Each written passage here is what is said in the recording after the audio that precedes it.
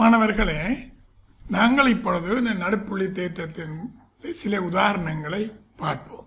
எனவே இந்த பாடத்தில் நீங்கள் இந்த நடுப்புள்ளி தேற்றத்தை பயன்படுத்தி பிரச்சனைகளுக்கு நீங்கள் எப்படி தீர்வு காணலாம் என்றும் என்ன வழிமுறைகளில் நீங்கள் அதை தீர்க்கலாம் என்றதையும் பற்றி விவரமாக அறிந்து கொள்ள முடியும்.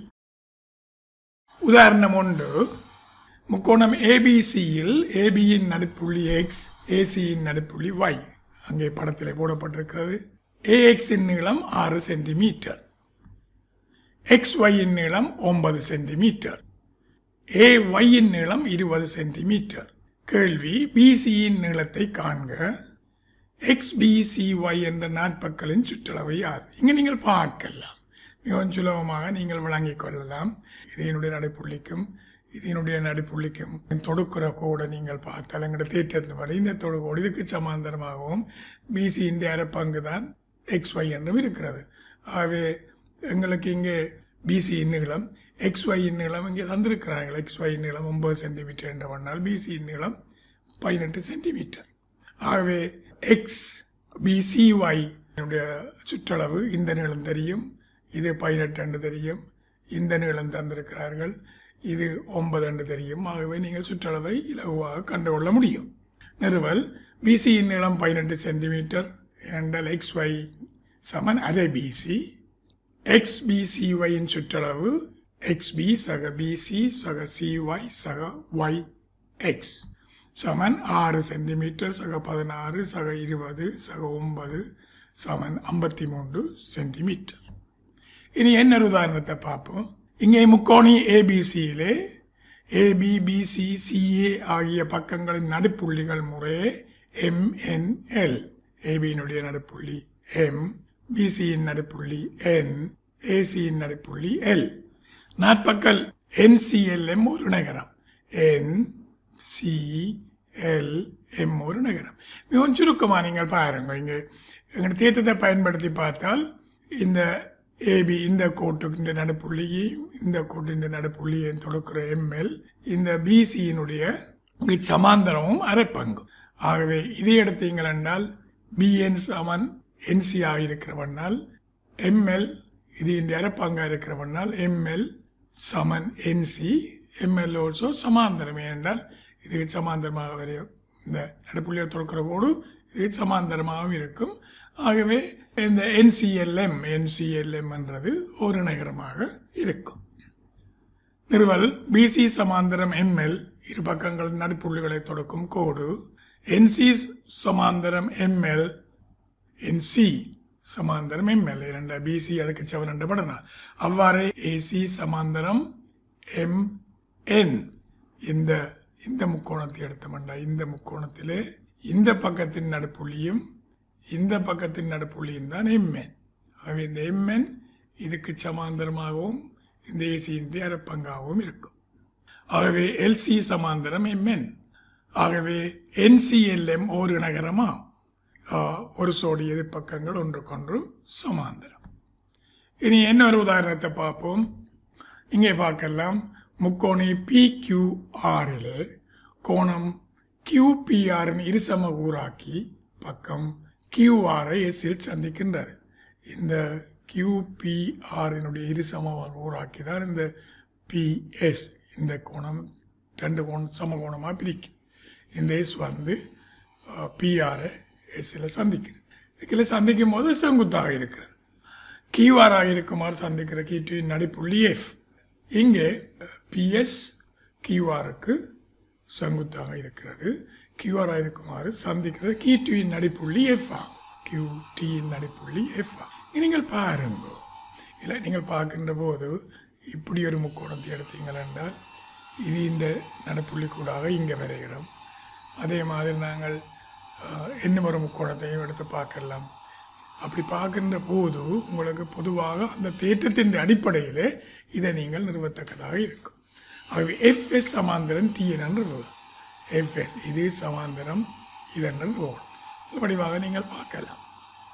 இப்பொழுது நாங்கள் இந்த நிறுவலில் என்ன செய்ய வேண்டும் என்றால் QS சமன் SR என்று நிறுவினம் என்றால் இந்த RQT என்ற முக்கோணத்திலே நடுப்புள்ளி கூடாக இந்த நடுப்புள்ளி கூடாக இந்த நடுப்புள்ளி எஃப்எஸ் என்று தொடுக்கிறது இந்த டிஆருக்கு சமாந்தரமாகவும் டிஆரின் அரைவாசியாகவும் இருக்கின்ற எங்களுடைய தேற்றம் கூறுகிறது. அதன்படி நாங்கள் நிறுவ பார்ப்போம். முக்கோணம் PQR முக்கோணம் PSRல் PSQ சமன் PSR என்ற இது ரெண்டும் செங்கோணம். இது இந்த ரெண்டும் செங்கோணங்கள். QPS சமன் SPR QPS இந்த கோணம் இந்த கோணத்தை சமன் இது சமகூறாக்கி தரவில் தரப்பட்டிருக்கு. பக்கம் PS பொது பக்கம் PS பொது. ஆகவே PQS ஒருங்கமைவுகிறது PSRோடு. இந்த பெரிய முக்கோணம் இதுவும் இந்த முக்கோணமும் ஒருங்கிதவி முக்கோணங்கள். ஆகவே QS சமன் SR. ஆகவே QS சமன் SR. முக்கோணம் QRTயில் இனி நீங்கள் பாருங்க, நான் முன்ன சொன்ன மாதிரி QR இங்கே இருக்கு. QRT என்ற இந்த முக்கோணத்தை எடுத்து இது இந்த நடுப்புள்ளி S என்று தெரியும், இது இந்த நடுப்புள்ளியும் F என்று தெரியும் தரவில். ஆகவே இரண்டையும் தொடுக்கிற கோடு நிச்சயமாக மூன்றாம் பக்கமான RTக்கு சமாந்தரமாகவும் நிரப்பங்காகவும் இருக்கும். QF சமன் FT QS சமன் SR நிறுவப்பட்டது. எனவே FS சமாந்தரம் TR FS சமாந்தரம் TR என்ற ஒரு முக்கோணின் இரு பக்கங்களின் நடுப்புள்ளிகளை இணைக்கும் கோடு மூன்றாம் பக்கத்துக்கு சமாந்தரமாகும். இந்த பக்கத்தின் நடுப்புள்ளியையும் இந்த பக்கத்தின் நடுப்புள்ளியையும் இணைக்கும் இந்த FS என்ற கோடு மூன்றாம் பக்கத்துக்கு சமாந்தரமாகும் என்றால் நடுப்புள்ளி தேற்றம். இனி ஒரு பயிற்சியை நாங்கள் இப்போ பார்ப்போம். முக்கோணம் ABCயின் உள்ளே உள்ள ஒரு புள்ளி P ஆகும். படத்தை பாருங்கோ. AP BP CP ஆகிய பக்கங்களின் நடுப்புள்ளிகள் முறையே ZXY. இந்த நடுவில் இருக்கிற புள்ளி P. இந்த APயை நீங்கள் எடுத்தீங்கன்னா இந்த நடுப்புள்ளி X, இந்த CP எடுத்தீங்கன்னா நடுப்புள்ளி Y, நீங்கள் BP எடுத்தீங்கன்னா அது நடுப்புள்ளி X. இந்த மூன்றை நாங்கள் தொடுக்கின்றோம். இப்பொழுது முக்கோணம் BAC சமன் XZY. BAC என்ற இந்த பெரிய முக்கோணம் இந்த XZY இந்த முக்கோணத்தை சமன் என்றும், இந்த முக்கோணம் ABC என்றது ZXYக்கு சமன் என்றும், அதே மாதிரி இந்த முக்கோணம் இங்கே உள்ள இருக்கிற ZYXக்கு சமன் என்றும் நீங்கள் நிறுவ வேணும். அதே மாதிரி ABCயின் சுற்றளவு சமன் XYZின் சுற்றளவு இருமடங்கு. இந்த மூன்று பக்கத்தின் சுற்றளவு இந்த மூன்று பக்கத்தின் சுற்றளவின் இருமடங்கு. மிகச்சுலபமான பயிற்சி இதே இரண்டால் ஒவ்வொரு முக்கோணமாக எடுத்து பாருங்க. இந்த APB எடுத்தால் இந்த பக்கத்தின் நடுப்புள்ளி இதையும் AP நடுப்புள்ளி இணைக்கிறதோடு இது. ஆகவே இந்த கோடு இது என்னுடைய அரைப்பங்கு. அதே மாதிரி இந்த முக்கோணத்தை நீங்கள் எடுத்து பார்த்தீங்கள் என்றால் APCயை இது இந்த நடுப்பக்கம் சற்றையும் PCயின் நடுப்பக்கம் வையையும் இணைக்கிற ஒரு ZY. ஆகவே ZY இந்த ACயினுடைய அரைப்பங்கு. அதே மாதிரி இந்த BPC எடுத்தீங்கள் என்றால் இந்த பக்கத்தின் நடுப்புள்ளி Xஐயும் PCயின் நடுப்புள்ளி வையையும் இணைக்கிற கோடு XY. இது BCயின் அரைப்பங்கு. ஆகவே இந்த மூன்று பக்கங்களுடைய அரைவாசி பங்கு தான் இந்த மூன்று பங்கு. அதே மாதிரி நீங்கள் எடுத்து பார்த்தீங்கள் என்றால் இப்பொழுது இது எடுத்து பார்ப்போம். இந்த முக்கோணத்தை APC எடுத்தால் இந்த ரெண்டின் அரைப்பு மத்திய புள்ளி இணைக்கிற கோடு மூன்றாம் பக்கத்துக்கு இந்த பக்கத்துக்கு சமாந்தரம். ஆகவே BAC என்ற கோணம் PZC என்ற கோணத்துக்கு சமன் என்ற ஒத்த கோணம். இதுவும் இதுவும் சமாந்தரம் என்றோன்னா இதுவும் இதுவும் ஒத்த கோணம். அதே மாதிரி இதுவும் இதுவும் ஒத்த கோணம். அதே மாதிரி இதுவும் இதுவும் ஒத்த கோணம். இதுவும் இதுவும் ஒத்த கோணம். இந்த எல்லாமே ஒத்த கோணம். ஆகவே இது ரெண்டு கோணத்தையும் நாங்கள் சேர்க்கின்ற போது அவை இந்த ரெண்டு கோணத்துக்கும் சமனாக இருக்கும். அதே மாதிரி இந்த பெரிய கோணம் இந்த ரெண்டு கோணத்துக்கும் சமனாக இருக்கும். ஆகவே நாங்கள் நிறுவலை பார்த்தோம் என்றால் முக்கோணம் APCயில் AC சமாந்தரம் ZY. ஏனென்றால் PA PCயின் நடுப்புள்ளிகளை இணைக்கும் கோடு.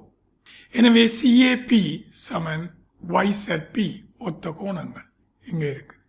இது இதுக்கு சமாந்தரம் என்றால் இந்த CAP சமன் YZP இந்த கோணமும் இந்த கோணமும் சமம். அவ்வாறே கோணம் APB இல் AB சமாந்தரம் ZX. எனவே BAP சமன் XZP ஒத்த கோணங்கள். ஆகவே BAP சக CAP சமன் XZP சக YZP முன்ன நான் சொன்னது. ஆகவே BAC சமன் XZY. அவ்வாறு ACP சமன் ZYX. அதே போல CPA சமன் ZXY ஆகும். இனி இரண்டாவது கேள்விக்கு விட கண்டால் ZX சமன் அரை AB, XY சமன் அரை BC, YZ சமன் அரை AC. ஆகவே அரை AB சக அரை BC சக அரை CA சமன் XZ XY சக YZ. ஆகவே முக்கோணம் ABC இன் சுற்றளவு சமன் முக்கோணம் XYZ இன் இருமடங்கு ஆகும். இனி ஒரு பயிற்சியை நாங்கள் செய்து பார்ப்போம். இங்கு முக்கோணம் ABCயில் தரப்பட்ட தரவுகளுக்கேற்ப AD செங்குத்தாக வரையப்பட்டிருக்கிறது EF என்று காட்ட வேணும். இந்த AD என்ற இந்த கோடு EFக்கு செங்குத்து என்று காட்ட வேணும். இங்கே உங்களுக்கு தெரியும் இந்த பக்கம் சமன் இந்த பக்கம், இந்த பக்கம் சமன் இந்த பக்கம், இந்த பக்கம் சமன் இந்த பக்கம். ஆகவே இந்த ABD என்ற முக்கோணையும் ACD என்ற முக்கோணையும் ஒருங்கு செய்கிறது. ஆகவே அப்படி ஒருங்கு செய்கிறபடினால் இந்த பக்கம் ODA இது சமன் ODC இது. ஆகவே இது ஒரு கோட்டு கோணங்களான 90 செங்குத்திலே வருகிறது. அதை நீங்கள் வேறுமாக பார்த்தால் நிறுவல்ல ABD ACD இலே முக்கோணம், AB சமன் AC தரவு, BD சமன் DC தரவு, AD பொது. ஆகவே முக்கோணம் ABD ஒருங்கு செய்வு முக்கோணம் ACD பக்கம் பக்கம் பக்கம். எனவே ADB சமன் ADC இவை ஒரு கோட்டு கோணங்களாக இருக்கிறது. ஆகவே ADB சமன் 90 பாகை, ADC சமன் 90 பாகை. இனி நீங்கள் பார்க்கலாம் இந்த பக்கத்தினுடைய மத்திய புள்ளிக்கும் இந்த பக்கத்தினுடைய மத்திய புள்ளிக்கும் இணைக்கிற EF என்ற கோடு BCக்கு சமாந்தரம் என்று தெரியும் உங்களுக்கு. ஆகவே இந்த ODC என்ற இந்த முக்கோணம் செங்கோணம் இந்த AOF என்ற செங்கோணத்துக்கு இந்த கோணத்துக்கு சமன். ஆகவே இதுக்கு மேல் செங்கோணம், ஆகவே இதுக்கு மேல் செங்கோணம். ஆகவே இந்த AD என்ற கோடு EF என்ற கோட்டுக்கு செங்குத்தாக இருக்கிறது. BC சமாந்தரம் EF AB AC இன் மத்திய புள்ளிகளை இணைக்கின்ற கோடு. ஆகவே ADB சமன் AOC, ADB சமன் AOE. இந்த கோணம் இந்த கோணத்துக்கு சமன், அதே மாதிரி இந்த கோணம் இந்த கோணத்துக்கு சமன். எனவே AOE சமன் AOF சமன் 90 பாகை. ஆகவே இந்த AD என்ற கோடு EF என்ற கோட்டை செங்குத்தாக வெட்டுகிறது.